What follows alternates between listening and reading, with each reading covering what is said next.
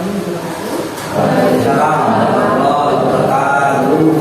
Sebelumnya terima kasih Bapak Ibu yang sudah berkunjung pada hari ini untuk melaksanakan diseminasi penyebaran pemahaman dan pengalaman budaya positif dari 14 aksi nyata maupun 1.4 budaya positif.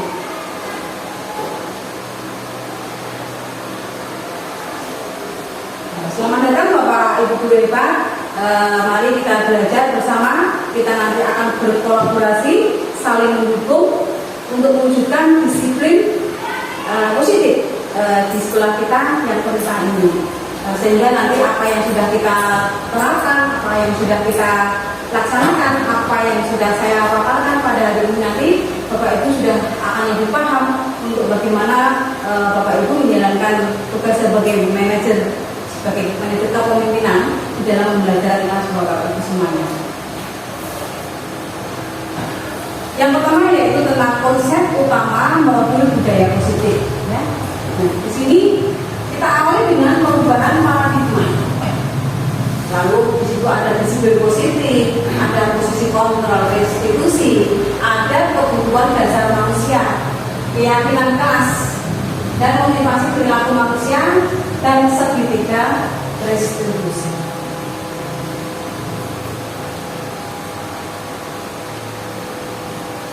Nah, sekarang kita awali dengan pembelajaran dengan paradigma baru. Pembelajaran dengan paradigma baru adalah pembelajaran dengan paradigma baru dilakukan berdasarkan prinsip pembelajaran yang berdiferensiasi, sehingga setiap siswa belajar sesuai dengan kebutuhan dari tahap pengembangan untuk mewujudkan profil pelajar Pancasila. Di sini saya akan menanyakan tentang pembelajaran berdiferensiasi. Bapak Ibu mungkin ada yang besok. Pembelajaran yang berdiferensiasi yaitu yang memberi keleluasaan pada siswa untuk meningkatkan potensinya, artinya potensi dirinya ya sesuai dengan kesiapan belajar, minat dan profil belajar siswa. Nah di sini diantaranya pembelajaran berdiferensiasi adalah tidak hanya berfokus pada produk pembelajaran saja, tetapi juga fokus pada proses dan konten ataupun materi dari siswa itu sendiri.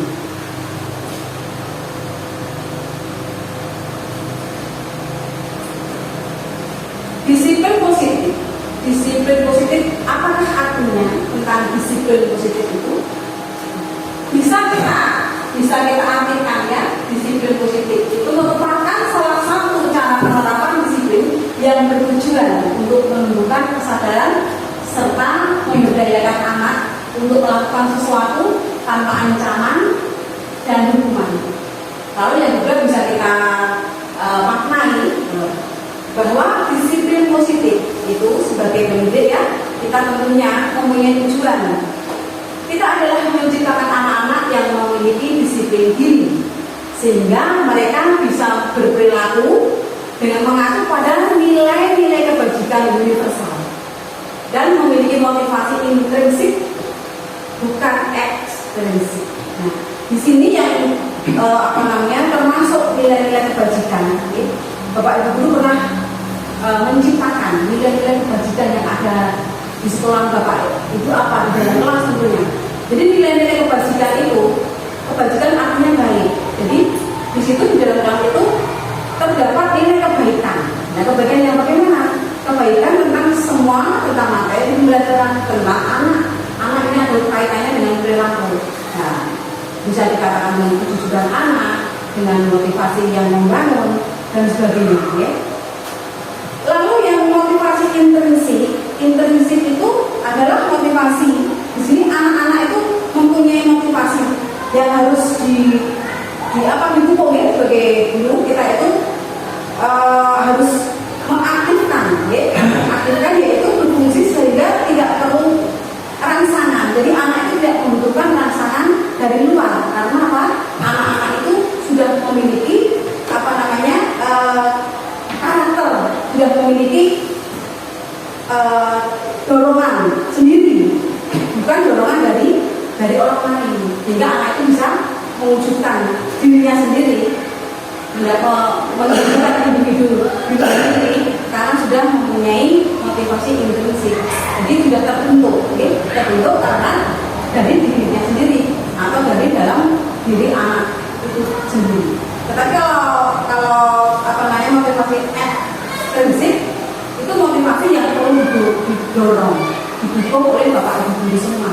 Membutuhkan apa ini, binaan apa. Nah ini bapak ibu guru sebagai guru harus bisa menciptakan motivasi ekstrinsik ini. Artinya ini anak belum sadar akan dirinya sendiri, mempunyai jati dirinya sendiri. Jadi bapak ibu guru mendorong bagaimana anak ini bisa termotivasi sehingga akhir dari kombinasi itu anak itu tidak pasif. Mendorong anak itu bisa menjadi pasif seperti yang dipunyai oleh motivasi intrinsik dari si anak yang tadinya. Lalu disiplin positif dalam arti budaya PKB, makna yaitu sesuatu yang dilakukan seseorang pada orang lain untuk mendapatkan kepatuhan. Kita cenderung menghubungkan kata disiplin dengan keyakinan. Kira-kira disiplin dengan keyakinan ini berbeda atau sama ya Pak? Berbeda. Berbeda. Nah, untuk selanjutnya adalah kebutuhan dasar manusia. Pastinya manusia itu membutuhkan kebutuhan, punya kebutuhan. Di mana? Di antaranya adalah satu, bertahan hidup. Yang kedua adalah kasih sayang dan rasa diterima. Yang ketiga penguasaan. Yang keempat kebebasan. Yang kelima kesenangan. Ini ada kaitannya dengan para peserta didik. Kita pasti mempunyai kebutuhan. Ini yang sudah kami sebutkan tadi. Biasanya bertahan hidup itu pasti manusia itu mempunyai motivasi tinggi. Bagaimana caranya saya itu harus bertahan hidup? Artinya kalau kita itu sebagai orang tua, kita harus bekerja. Ya, bertahan hidup. Kalau anak-anak bertahan hidup dalam arti apa? Oh, anak harus bisa mempunyai prinsip agar di dalam pembelajaran nanti itu saya tidak boleh bersaing dengan teman-teman yang lain. Itu kebutuhan hidupnya anak. Ya. Lalu yang kedua kasih sayang dan rasa diterima. Nah, untuk pembelajaran di dalam kelas ini anak-anak tentunya membutuhkan kasih sayang. Ya. Kasih sayang dari siapa? Kasih sayang dari bapak dan ibu guru semua.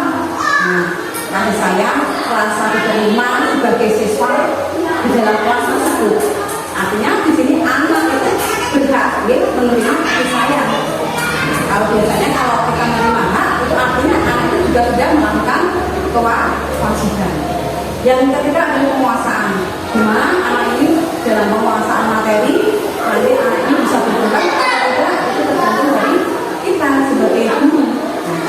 Cara memotivasi anak itu bagaimana? Tadi sudah saya berikan contoh, memotivasi intrinsik dan ekstrinsik. Lalu yang keempat kebebasan. Di sini anak ini juga mempunyai kebebasan. Kebebasan dalam arti apa? Kebebasan dalam arti mengutarakan haknya. Tapi sudah menerima kewajiban. Kita menerima haknya. Haknya apa? Kebebasan anak untuk mendapatkan nilai. Nilai, kasih sayang dan sebagainya. Mungkin kesenangan juga bisa dan terima. Kalau kesenangan di sini anak-anak itu berhak untuk menikmati hidupnya dengan kesenangan yang Bapak Ibu guru ciptakan di dalam kelas. Nah, contohnya apa nih Bapak Ibu guru bagi guru dalam kelas untuk menciptakan kesenangan ini? Coba. Anak itu bisa senang di dalam kelas. Dengan kesenangan apa? Mungkin dari pembelajaran Bapak Ibu guru, pemberian materi, anak itu bisa senang menerima. Kalau bisa senang menerima, nah anak ini pasti akan berkembang kalau berpikirnya. Nah ini kualifikasi anak itu sendiri akan berkembang dalam materi yang Bapak Ibu guru berikan kepada siswa. Kesenangan juga bermain bersama teman. Jadi pembelajaran itu tidak hanya di dalam kelas. Kemungkinan anak itu bosan di dalam kelas belajarnya, boleh Bapak Ibu guru belajar di luar, di alam luar sana.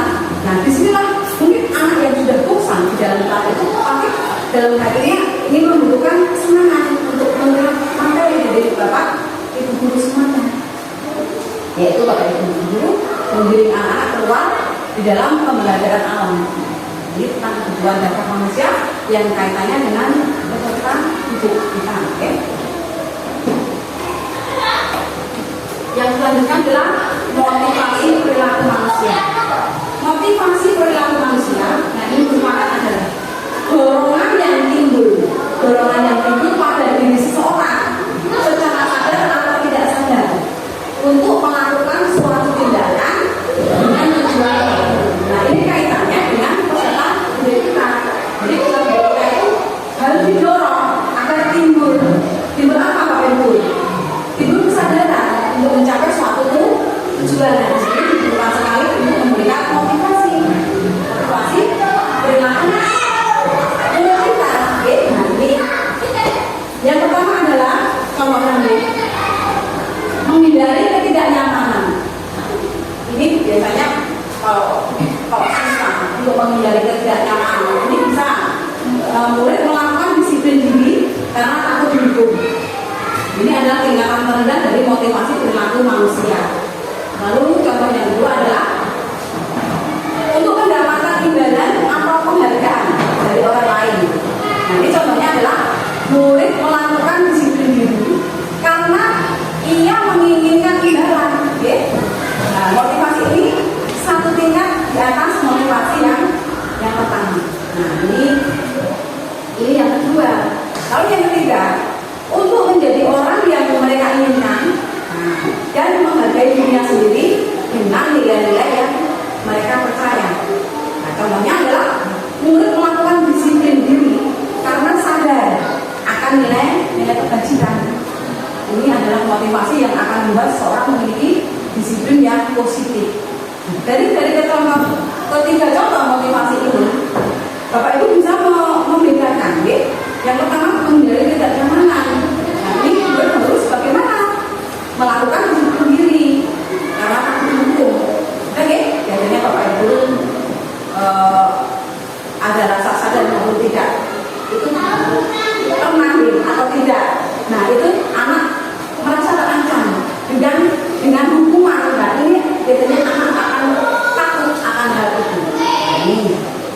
Lalu yang kedua tadi tentang penghargaan imbalan, anak itu bisa termotivasi melakukan kedisiplinan asalkan ada imbalan. Contohnya apa? Asalkan aku diberi hadiah. Nah ini biasanya Bapak Ibu guru sudah pernah melakukan seperti itu. Jadi ini bukan memotivasi anak. Jadi ini malah justru membuat anak itu melakukan kesalahan atau kedisiplinan. Mau belajar karena ada imbalannya, ada hadiahnya. Ternyata salah Bapak Ibu. Jadi saya selama ini juga merasa bahwa bersalah juga karena apa? Karena saya belajar bagaimana anak saya itu tidak mau fokus, tidak mau berkembang, ramai sendiri. Nah di sini saya punya trik. Mungkin kalau saya memberikan hadiah atau gitu ya, anak-anak bisa termotivasi. Itu pernah saya lakukan saya sebagai guru. Ternyata apa Bapak Ibu? Setelah saya mempelajari modul ini, itu benar salah. Kita itu memberikan penghargaan, memberikan reward dan peserta hidup itu. Kenapa salah? Karena itu justru akan menjerumuskan siswa kita untuk tidak bisa mempunyai rasa percaya diri sehingga tidak sadar diri untuk tanggung jawab yang harus diciptakan sendiri. Adalah orang yang kedua yang mengarah ke hidup atau hadiah. Lalu yang ketiga contoh itu untuk menjadi orang yang mereka inginkan, anak-anak inginkan dan bisa menghargai dirinya sendiri. Nah ini Bapak Ibu guru harus bisa menciptakan nilai-nilai yang mereka percaya, nilai-nilai positif tadi dengan kebajikan. Bapak Ibu guru bisa mengarahkan kemandirian anak, kedisiplinan anak, contohnya kedisiplinan yang bagaimana yang bisa membuat anak itu bisa bertanggung jawab untuk dirinya sendiri dan bahkan bisa bertanggung jawab kepada orang lain. Nah ini si murid itu sudah melakukan tentang apa perubahan ataupun dengan rasa sadar diri, akan nilai yang telah Bapak Ibu guru tanamkan. Konsep disiplin dengan identitas gagal ini kita sebagai guru pernah mengalami ini. Iya toh gagal mendidik anak, gitu. Ini pasti. Saya sendiri juga pernah mengalami. Murid itu tak ada orang kata ini. Murid itu kok orang itu seperti saya harapkan. Nah ini contoh dari konsep kedisiplinan dengan identitas gagal. Yang pertama apa? Hukuman. Ini nanti Bapak Ibu guru bisa membedakan hukuman dan penghargaan. Kalau contoh dari hukuman itu dirasakan anak, ya anak itu merasakan memang ada musiknya, ya dirinya itu hal yang menakutkan kalau hukuman itu. Yang kedua itu tidak nyaman. Kalau murid itu merasa takut, bisa memaksa, keterpaksaan anak itu mau disuruh ataupun mau melakukan kedisiplinan. Bahkan guru juga bisa menyembunyikan kesalahannya karena takut dia tidak takut dihukum. Nah, tapi akhirnya anak itu tidak jujur, gitu. Lalu juga bisa murid menjadi rendah diri. Artinya rendah diri, ini tidak percaya diri. Nah, dan dari contoh rendah diri ini kita bisa menyimpulkan bahwa anak itu nanti endingnya kalau sudah rendah diri, bagaimana Bapak Ibu? Pasti anak ini akan drop, ya. Mungkin bisa menjadikan anak itu stres, mungkin bisa menjadikan anak itu apalagi merasa takut, ya. Selalu diam, merasa diri salah. Jadi tentang hukuman. Anak kalau penghargaan, tadi yang sudah saya jelaskan di nomor 2 ya. Ternyata penghargaan itu tidak efektif. Bisa juga merusak hubungan siapa? Hubungan antara guru dengan siswa, siswa dengan siswa, guru dengan guru itu bisa, ya. Wah, si bapak kok ini hadiah. Akhirnya bapak ibu kalian kan mempunyai pandangan yang negatif, gitu. Jadi dari kalangan bapak ibu sendiri. Nah, dari anak, siapa sendiri, siapa sih sejawab, paling hadiah, gitu. Siapa masuk paling hadiah. Nah, ini sebenarnya dari sisi lain itu bagus untuk memotivasi, tetapi dari sisi lain anak itu yang tidak bisa menekan dirinya sendiri tadi, tidak yakin pada dirinya sendiri, itu bisa mengakibatkan rendah diri. Nah, ini yang perbedaannya antara hukuman, penghargaan. Nah itu tidak, keduanya itu juga tidak baik, gitu. Lalu juga bisa penghargaan itu mematikan kreativitas anak. Biasanya Bapak Ibu guru kalau mendorong, memotivasi anak untuk membuat karya, menjadi anak yang kreatif, biasanya bagaimana? Dia mereka senang. Nah, ini biasanya kalau anak-anak ke keterampilan, jadi keterampilan itu anak-anak akan senang. Tapi kalau untuk pembelajaran di dalam kelas, kita materi, materi seperti itu, pasti berbeda. Nah di sini siapa tadi yang tidak semangat, ini semangat, paling hadiah. Nah itu juga bisa mematikan kreativitas anak. Anak itu tidak bisa tumbuh, tidak bisa berkarya dengan kesadarannya sendiri. Lalu yang penghargaan yang selanjutnya adalah menghukum dengan sistem ranking. Nah ini ya kita sudah menjalankan ya Bapak Ibu dari semester ke semester, dari tahun ke tahun sampai sekarang. Ternyata itu tidak benar. Siapa yang 1, 2, 3 diberi hadiah, ternyata itu tidak benar Bapak Ibu. Nah, bagaimana untuk memotivasi anak bisa mendapat ranking? Kita sebagai pendidik, kita manajer sebagai manajer pembelajaran, memang harus dituntut caranya memotivasi anak agar anak cerdas itu tanpa ada embel-embel hukuman, penghargaan itu. Nah ini tugas kita ya, tugas kita memang harus seperti itu. Anak itu bisa tumbuh, bisa yakin dengan kesadarannya sendiri. Lalu merampas hak menghargai dirinya sendiri. Nah itu merusak penghargaan, reward itu juga bisa merusak atau merampas hak tentang menghargai dirinya sendiri. Nah sekarang kita akan terapkan konsep disiplin dengan identitas sukses. Kalau tadi yang gagal, sekarang sukses. Nah, di sini Bapak Ibu bisa melihat ada 2 Yang pertama adalah konsekuensi dan yang berikutnya adalah restitusi. Perbedaannya apa dulu? Kalau konsekuensi ini suatu penguatan, ya. Perlu monitoring berkelanjutan. Artinya Bapak Ibu guru memberi penguatan, lalu Bapak Ibu guru memonitoring, memantau untuk berkelanjutan Bapak Ibu. Jadi tidak hanya sebatas sekarang, hari ini, begitu. Tapi monitoring itu sampai nanti, kan Bapak Ibu harus bisa memonitoring berkelanjutan sampai akhirnya anak itu lulus. Nah itu bukan kalau Bapak Ibu bukan tugasnya Bapak Ibu guru laksanakan saja, tetapi untuk ini bisa dari Bapak Ibu guru kelas 1 sampai kelas 6. Nah, juga ini bisa diterapkan. Lalu stimulus, nah atau respon, dia memberi respon, ini bagus. Lalu murid menghormati peraturan, konsekuensinya begitu. Menghormati peraturan itu bisa dijalankan atau tidak. Yang selanjutnya adalah dalam waktu untuk mengurangi kesalahan. Konsekuensinya apa? Kalau ini Agus contohnya olahraga dimulai pukul berapa? Ternyata anak ini belum datang.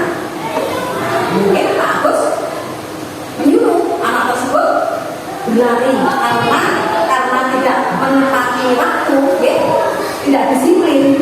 Mungkin Pak Agus bisa menyuruh anak itu konsekuensinya ini anak lari harus berlari ke lapangan, memutar berputar, itu bisa 1 kali atau 2 kali. Ini satu konsekuensi. Kalau rumah tadi beda lagi. Yang rumah tadi kamu di upacara bisa ambil kopi. Nah, di depan menghadapan di depan. Mengikuti pelaksanaan upacara awal sampai akhir depan. Itu mereka salah hukuman. Konsekuensi ada konsekuensinya karena apa? Karena anak itu melanggar. Kalau yang ini tadi melanggar suatu ketertiban, anak itu berbuka lari, seperti itu. Itu juga belum bisa dikatakan bagus, baik, ya. Lalu yang restitusi itu bagaimana? Restitusi itu murid itu bisa bertanggung jawab atas perilakunya. Lalu fokus pada pemecahan masalah dalam jangka waktu yang panjang, bukan artinya fokus memecahkan masalah saat ini. Nanti kalau ada masalah lain atau masalah baru lagi, bingung lagi. Tidak. Jadi anak itu bisa fokus pada pemecahan masalah untuk jangka panjang. Selamanya anak itu seandainya punya masalah bisa menuntaskan atau memberikan solusinya. Solusi yang akan dimaksud seperti ini. Jadi anak itu bisa menciptakan solusi sendiri. Lalu yang selanjutnya murid menghormati dunia dan orang lain, yang restitusi. Lalu teori kontrol itu tentang dunia mengatakan bahwa aku harus bisa gitu, aku harus bisa menciptakan kedisiplinan sendiri. Nah, tidak boleh tidak. Nah, itu yang dimaksud dengan teori kontrol. Yang selanjutnya adalah konsep disiplin dengan pendekatan restitusi. Nah, ini adalah sebuah cara menanamkan disiplin positif pada murid. Nah, ini tentang restitusi di Bapak Ibu. Tadi sudah panjang lebar tentang restitusi apa, hukuman apa, akibat apa begitu. Nah, ternyata pengertian restitusi di sini disebutkan bahwa restitusi itu adalah proses menciptakan kondisi bagi murid untuk apa? Memperbaiki kesalahan mereka. Nah, ini proses untuk menciptakan kondisi bagi murid untuk memperbaiki kesalahan mereka sehingga mereka bisa kembali pada kelompok mereka dengan karakter yang lebih kuat. Dari restitusi. Lalu ciri-cirinya restitusi adalah restitusi itu bukan menebus kesalahan, tetapi belajar dari kesalahan. Yang kedua, memperbaiki hubungan. Yang ketiga, tawaran, bukan paksaan. Menuntut untuk melihat ke dalam diri, mencari kebutuhan dasar yang mendasari tindakan. fokus pada karakter bukan tindakan, menguatkan dan fokus pada solusi. Nah, ini endingnya adalah solusi. Anak itu bisa menciptakan solusi sendiri dalam jangka waktu yang panjang. Sekarang perbedaannya antara hubungan, konsekuensi, dan restitusi. Ini saya contohkan kasus siswa sering tidak mengerjakan PR. Bapak Ibu guru bisa bandingkan perbedaan dari ketiganya tentang hubungan, konsekuensi, dan restitusi. Kalau hubungan, guru menghukum siswa itu contoh tadi hormat beda selama 10 menit itu hubungan. Guru marah dan murid menjadi takut, ini merupakan hukuman. Nah, kalau konsekuensi, guru memberikan konsekuensi untuk mengerjakan PR, ya, karena tidak mengerjakan PR di saat ya bisa istirahat, ya, atau dikerjakan sebanyak berapa kali, 1 kali atau 2 kali, ini berkenaan bapak guru sendiri. Lalu guru tegas dan siswa menghormati peraturan. Ini yang konsekuensi. Jadi di siswa itu bisa menghormati peraturan. Lalu perbedaannya dengan restitusi, guru menanyakan keyakinan. Keyakinan apa? Yaitu keyakinan kelas atau dirinya dan membantu siswa menyelesaikan masalahnya. Guru terbuka dan siswa menghormati dirinya dan orang lain. Nah, kita sebagai pendidik pasti harus mempunyai 5 posisi kontrol. Yang pertama adalah sebagai pendukung, 2 pembuat merasa bersalah. Yang ketiga itu posisi sebagai teman. Yang ketiga itu posisi sebagai pemantau. Dan yang terakhir adalah sebagai manajer. Kalau pendukung tadi membuat anak itu merasa bersalah, takut gitu. Yang kedua membuat merasa bersalah adalah aku merasa bersalah sampai dia merasa kesalahannya. Nah, minder akhirnya anak itu. Kalau sebagai teman ini bapak ibu guru biasanya kalau dengan teman bagaimana lama gitu, kalau dengan teman itu paling lama mukanya baik. Ini dia dengan hukum biasanya anak-anak ini guru galak menghukum itu makanya itu tuh kalau gitu itu galak itu menghukum biasanya seperti itu cenderung dengan anak itu membuat rasa bersalah biasanya bagaimana bapak ibu ya menunjuk gitu ya kita membuat rasa bersalah menunjuk menggiring anak itu pada suatu permasalahan yang tidak bisa diselesaikan. Lalu kalau teman tadi sudah kalau bertemani kita saling bersaing saling pinjol enak dia aman gitu. Kalau memantau jadi bapak ibu bisa agak jauh gitu memantau keberhasilan anak memantau anak itu bisa dari jauh maupun dekat. Dan yang manajer ini bagaimana? Ini bapak ibu guru sebagai pemimpin kelas harus bisa menguasai semuanya itu. Dari kelima ini yang terbaik yang nomor ini yaitu sebagai manajer yang bagus, pemantau yang bagus, yang bagus. Tapi kalau menghukum rasa bersalah, nah itu jangan kita lakukan. Kita kontrol emosi kita, sikap perilaku kita terhadap anak itu. Nah, ini apa itu keyakinan kelas? Keyakinan kelas bapak ibu guru mungkin sudah pernah dengar ya. Keyakinan tapi yang bagaimana? Apa tidak peraturan saja? Ini ada perbedaan antara keyakinan kelas dengan peraturan saja. Nah, mengapa kita mempunyai peraturan tentang penggunaan helm pada saat mengendarai? Pertanyaan yang kedua, mengapa kita memiliki peraturan tentang penggunaan masker dan mencuci tangan setiap saat? Ini ada juga. Nah, sekarang kegiatan membuat keyakinan kelas. Nah, pernahkah bapak ibu sudah memotivasi anak untuk membuat keyakinan kelas? Ini bagaimana bapak ibu? Keyakinan kelas itu biasanya dilakukan pada saat apa? Pada saat awal, keyakinan kelas itu pada saat awal biasanya kita di dalam kelas itu bapak ibu guru mengkoordinir anak-anak. Ya, kita membuat suatu kesepakatan kelas ataupun keyakinan kelas. Nah, ini anak-anak berdiskusi dengan bapak ibu guru semua tentang peraturan. Kira-kira peraturan yang akan kita ciptakan itu apa saja nih dalam kelas ini? Itu hak bapak ibu guru untuk menciptakan peraturan kelas. Ini tujuannya untuk apa? Tujuannya untuk menggiring anak itu melakukan suatu kedisiplinan bapak ibu. Jadi seandainya anak itu sering terlambat, tidak mengerjakan PR, anak itu dinasihatin gablok, anak itu selalu makan di dalam kelas, artinya tidak manut di dalam aturan kelas. Aturan kelas itu bisa tertulis maupun tidak tertulis. Nah, ini bapak ibu guru harus bisa menggiring anak itu bisa yakin, bisa melaksanakan peraturan kelas itu dengan baik. Nah, contohnya begitu tadi. Apa saja anak yang kita lakukan sebelum kita melakukan pembelajaran. Nah, contoh nih, bapak ibu bisa memberikan contoh ini. Mungkin dari ini datang tepat pada waktu. Nah, datang tepat waktu. Yang kedua,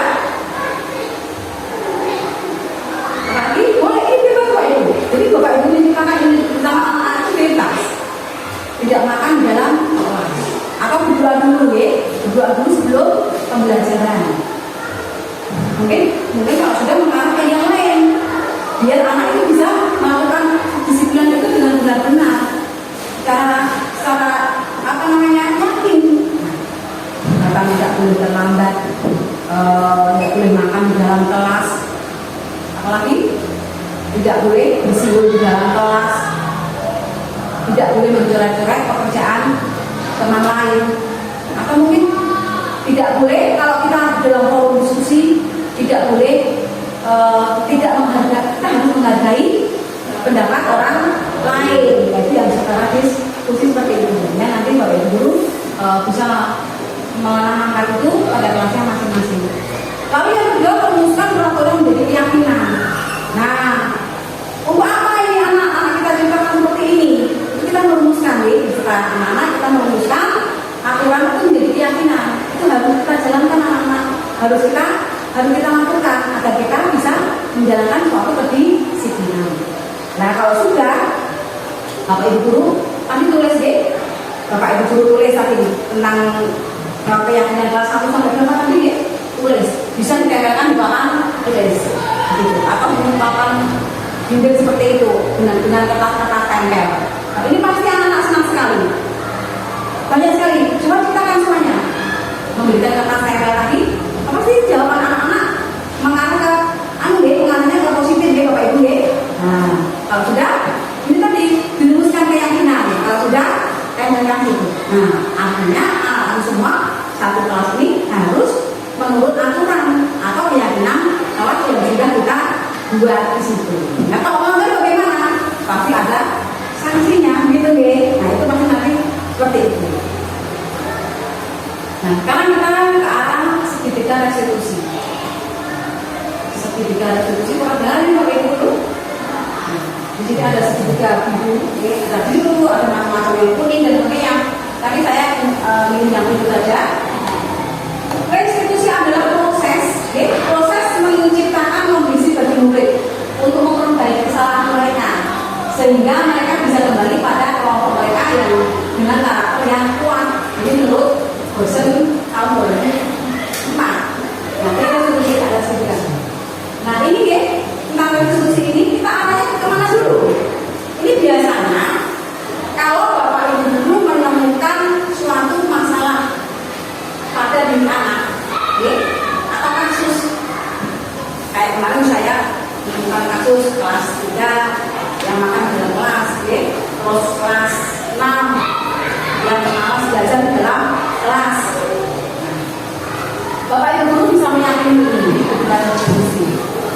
Ini yang pertama yang harus kita jalankan atau kita yang lakukan itu menstabilkan identitas ini. Masalahnya apa? Lalu validasi tindakan yang salah. Kenapa kamu melakukan itu? Itu contoh pertanyaannya bapak ibu guru. Yang ketiga adalah menanyakan keyakinan. Kalau sudah kamu tahu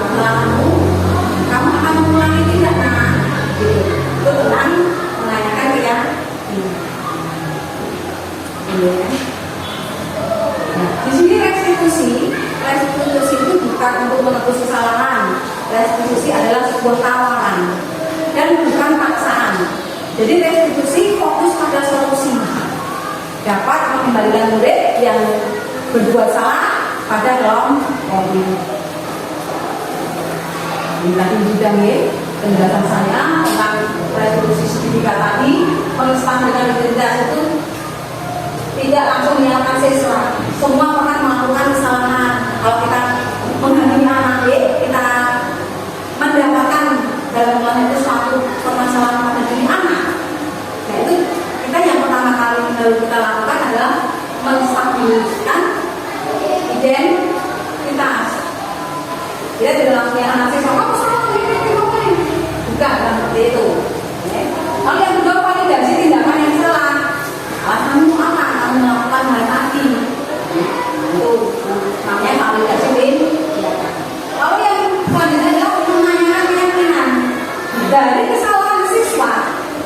Dari kesalahan siswa itu nanti bisa memperbaiki kesalahan. Siswa itu bisa memperbaiki kesalahannya. Gitu. Contoh skenario, contoh kasus siswa makan pada jam pelajaran.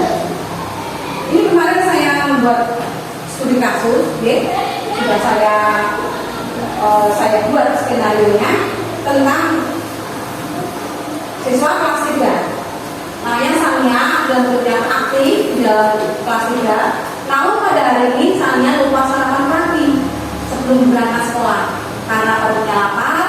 Dalam pembelajaran Sania ketawa makan roti dalam pembelajaran kelas. Ini kasus ini artinya Sania itu sudah melanggar keyakinan kelas yang sudah dibuat. Nah, seharusnya mereka tidak boleh makan di dalam kelas. Tapi kenapa Sania itu makan di dalam kelas? Jadi Sania itu melanggar keyakinan kelas yang dibuat atau diciptakan. Nah, ini Bapak Ibu guru cara mengatasinya bagaimana? Ya seperti ini tadi, ya.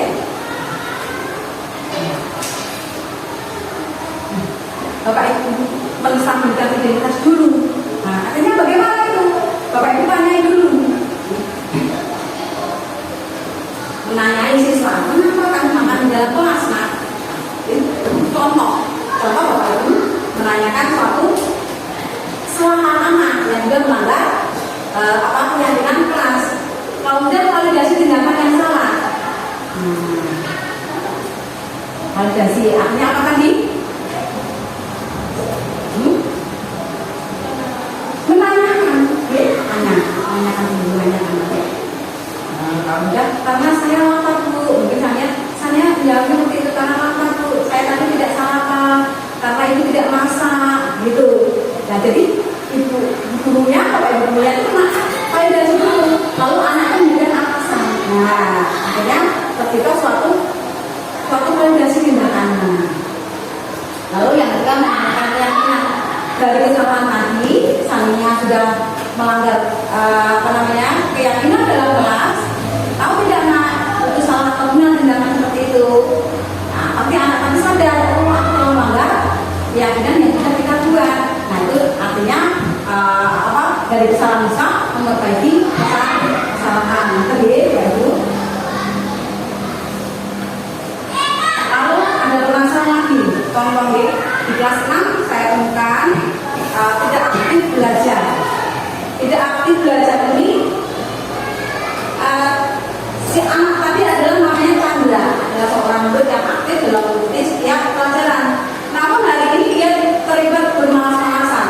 Ternyata dia sedang kesal dengan ibunya hingga membuatnya malas belajar dalam kelas. Nah ini Bapak Ibu guru untuk menangani kasus seperti ini sama dengan menggunakan sertifikat restitusi ini. Yang pertama adalah menstabilkan identitas dulu, yang kedua validasi tindakan yang salah, yang ketiga adalah menanyakan keyakinan kelas.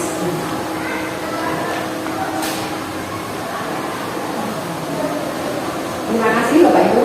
Mungkin dengan kegiatan seperti ini bisa membuat atau melancarkan tugas saya, dan sebaliknya Bapak Ibu guru semua semoga selalu sehat Kalau bisa memberikan yang terbaik untuk anak dan mendapat ridho dari Allah Subhanahu wa Ta'ala. Apa enggak garap, tetap cuma enggak garap.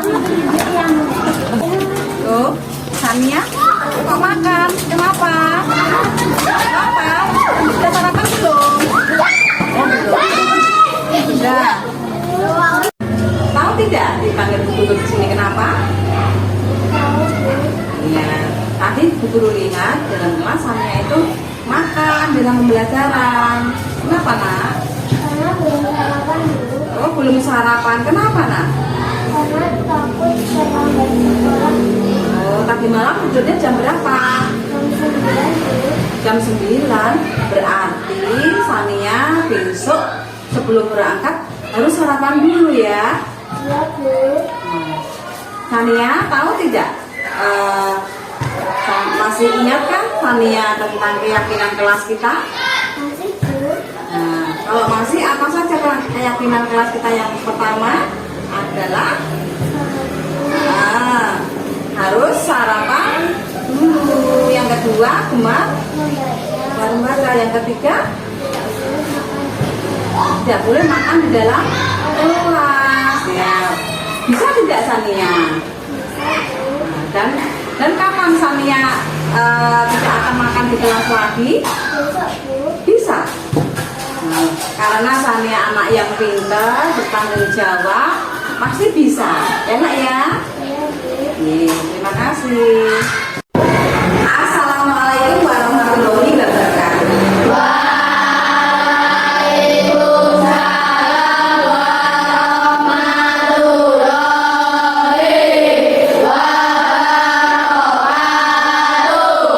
Selamat pagi anak-anak hebat.